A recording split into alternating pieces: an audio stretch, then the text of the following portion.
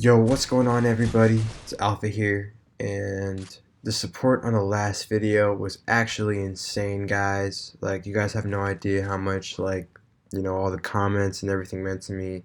If you guys do go check that video, I tried my best to respond, like everyone's comment. I for real, appreciate you guys, putting me back on. Um, so here's the thing, guys. So after I dropped that video, I did not expect it to go viral like that, and it did. And obviously you guys saw me, and you guys saw my energy, and you guys see what I'm trying to be on, and hopefully we can make that change. So I hopped on Twitter and wanted to talk about the current situation of the game. So what I'm gonna be honest with you guys is I noticed a lot of people were talking about the competitive scene and talking a lot of trash about how the game is dead. Critical Force doesn't know how to keep its player base alive. Critical Force needs to prioritize funding tournaments. It needs to find organizations and sponsors and all of that stuff. Yada yada yada. But I'm gonna be honest, guys. That's just not the case. A lot of you guys are uneducated, and that's completely fine. And that's because you guys really don't know about the business structure of how an organization works. Now, most organizations, I'm not talking about Cloud9, TSM, Optic, FaZe, like all these already established orgs, they already are there and they're not going to go bankrupt. But a lot of these tier 2, tier 3, even tier 4 orgs, a lot of orgs trying to come up, a lot of orgs that are actually in critical ops right now, these are the orgs that have a tough time, finding those sponsorships, finding, games that are willing to take them in, that kind of thing, because orgs make enough money from performance and sponsors, and how they do in the tournaments to stay afloat and stay alive. And their name and their legacy and their players is what's keeping them alive. Organizations actually, in fact, don't always make a profit. They usually just make enough money to stay alive. And a lot of orgs actually lose money and go bankrupt, and it's not uncommon to see. And that's actually what happened with Gangstars, and not a lot of people know about that. So now you guys do. Gangstars actually basically went bankrupt, but the owner is now doing some other business with NFTs and that kind of thing. So he's chilling. But Gangstars as an organization is out of the picture. Now, the thing that you guys need to understand for Critical Ops is, Critical Ops is not Call of Duty. Critical Ops is not Counter-Strike. Critical Ops is not PUBG Mobile. Critical Ops is Critical Ops, and you guys have to understand that Call of Duty, PUBG, DayZ, all of these Battle Royale, other tactical shooters, they've been around for way more years, guys. They've been around for honestly probably dozens, or maybe even 5, 6. PUBG's probably been around for 5, 6. Counter-Strike and DayZ, those kind of survival games, probably been around for 10 plus years. And you guys have to understand, Critical Ops is a mobile game. This is purely a mobile game meant to be a tactical shooter. So it's, obviously the only money that they're making off of the game is from the crates and the cosmetics, which is not a bad business model because look at Fortnite.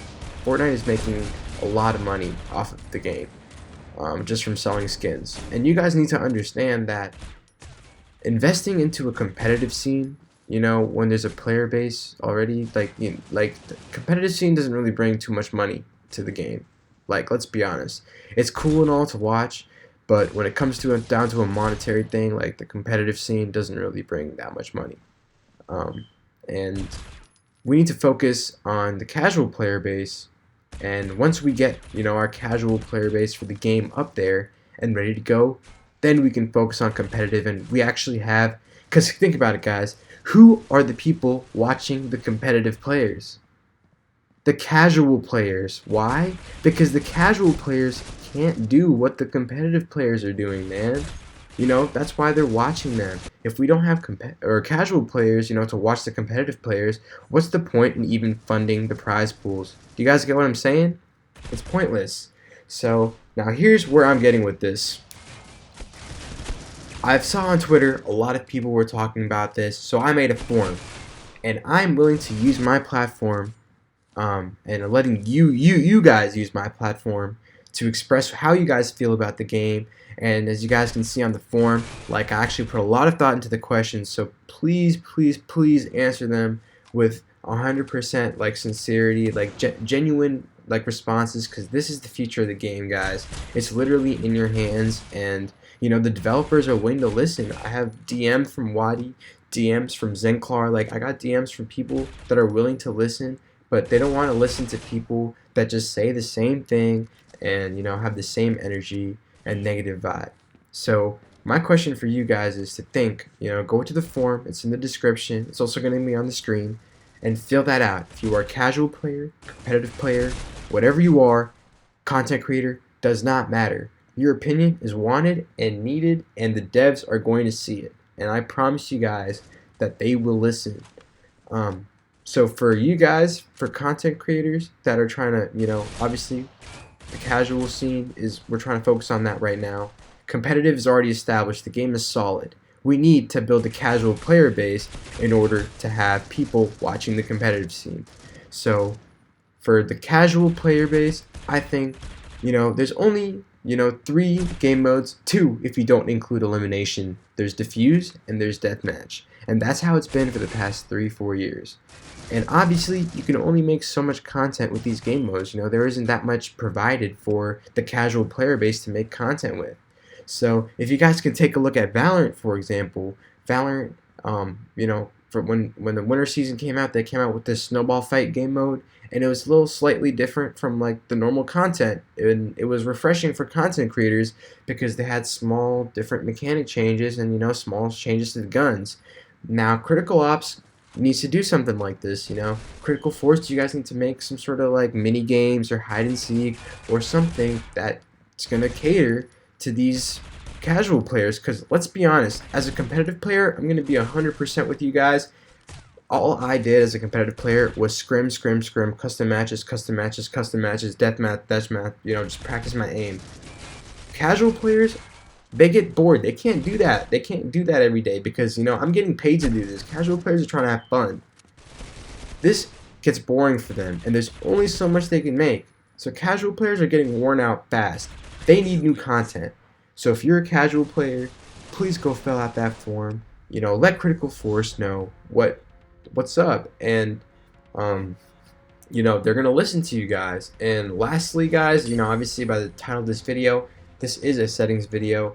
So yes, these are my settings, and as you guys can see, I'm on a very low sense with high aim acceleration, and this is because my aim is really on point. My aim is fire. My aim is the best it's ever been, and I'm gonna tell you guys right now, I do not use aim assist. You know, I see a lot of competitive players complaining about how there's not enough funding for tournaments, but let's be honest, guys, I haven't seen actual, even when I was playing the game, I haven't seen actual strats being used. I haven't seen actual raw talent gunplay. You know, aim assist has always been in the game, and it's kind of a crutch, and I believe that in true competitive gameplay there should not be aim assist.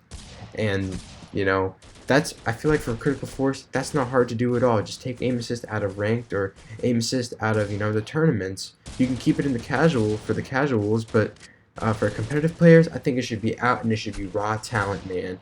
That way, we have people playing on high senses, sniping. We got people playing on low senses, people playing different roles, using different guns, you know, different options.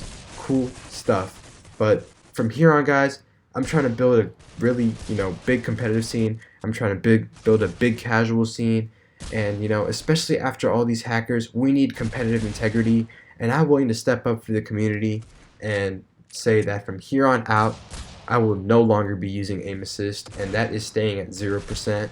And hopefully, you know, if you're a competitive player trying to be up there and represent, you know, the mobile community and just raw aim, Critical Ops is a breeding ground for many PUBG pros, Call of Duty Mobile pros, a lot of pros. They started off on COPS and now they're pros on different games because COPS got one thing down, and that's the mechanics, man. Everyone that started off on COPS has always gotten raw aim. COPS is literally the breeding ground for players. But yep, guys, those are my settings. Hopefully you guys, you know, took a lot of information out, and hopefully I educate you guys. Once again, please go fill out that form. I would really appreciate it if you guys did that for me.